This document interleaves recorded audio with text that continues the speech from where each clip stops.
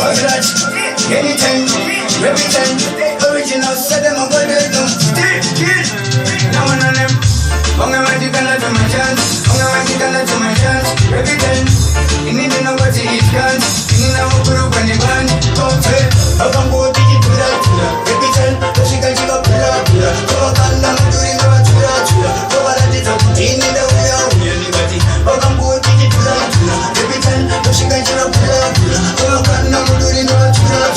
So I let it up, in the way out, and they got the woman who can say, time by the woman who can say, when I'm going to find out my fight, they go pick up what's this sort of a big era.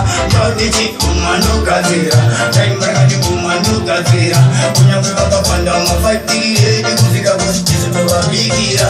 I'm on them, they go for Jay, but you know, I'm not going to die. Put him outside, what's a guy, read it out, keep on my mind. Put DJ, Bonix, Catholic, the Pura, get the Phoenix, teacher, the Mutter, she's gonna run it, gonna run it, but it's a moment when we get a continuity text in the long woman.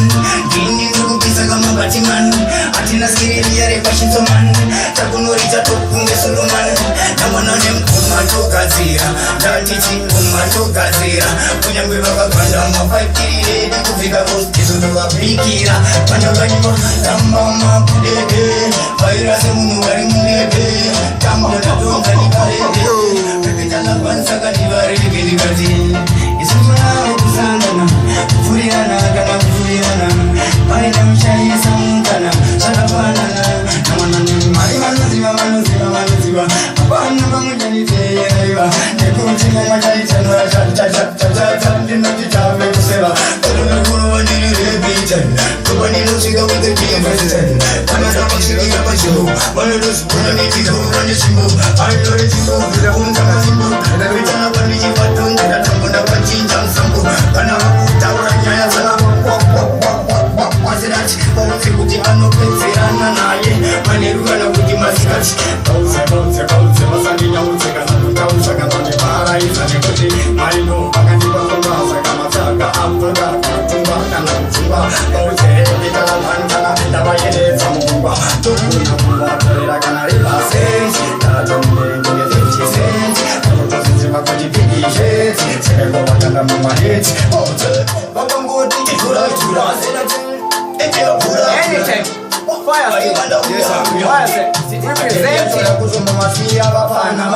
Listen, a big tune this now, you know. Listen, a first thing alongside was said that man a repeater, man a versatile, man original, run thing just tested with a DJ Chronics, German, there, still.